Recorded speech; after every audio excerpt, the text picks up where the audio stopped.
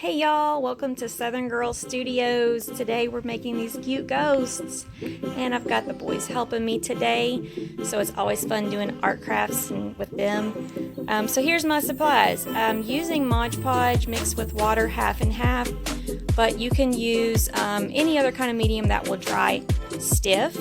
So just kind of, if you have something at home, Elmer's glue or Mod Podge stiffy they call it, or anything else like that that'll dry hard. So I'm just mixing it up in this disposable pan, that way I can just throw it away super quick and easy cleanup. Make sure you lay down wax paper or parchment paper to put your ghost on to dry so you don't make a mess on your table. And then I got 3 different kinds of bottles. I wasn't sure how they would work with the sizes, so I got a large water bottle and then a medium-sized coffee creamer bottle and a small coffee creamer bottle. And then we just used water balloons and blew them up, taped them on the top of your bottles. And you can do how many ever different sizes. I wasn't sure how much one cheesecloth would work, but I got this from the Halloween section at the Dollar Tree, just their cheesecloths. And I only had one, so I wasn't sure if it was gonna work for all 3, but just start laying them out. And you wanna make sure you have enough base around the bottom so that when it does dry, that will be how it stands up. So just make sure you have a nice large area to cover around the bottom.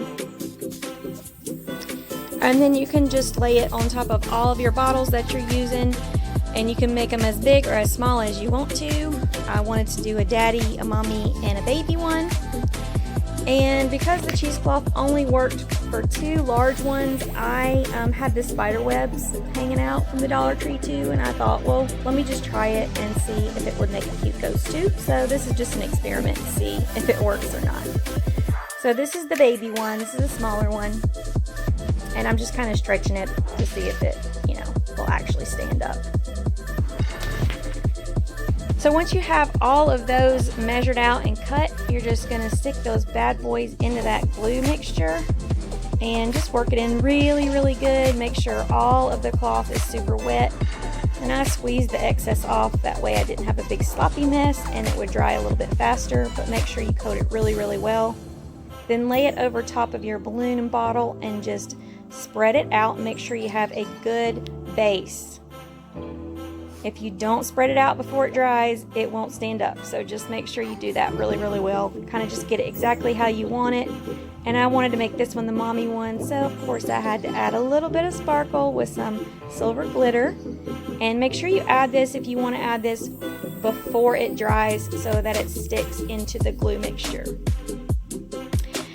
And then next, this is the larger one that we did. So again, just do the same thing that you did with the other one, just stretch it out really well. Get a good base on it so that it can stand up when it's dry. And we actually left ours to dry for 4 hours and they were completely dry.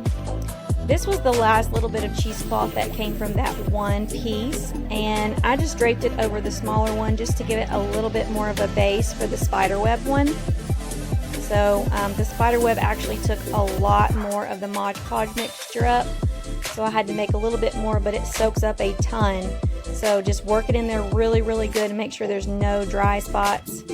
And then just kind of pull it out a little bit and make sure that you've got it completely soaked.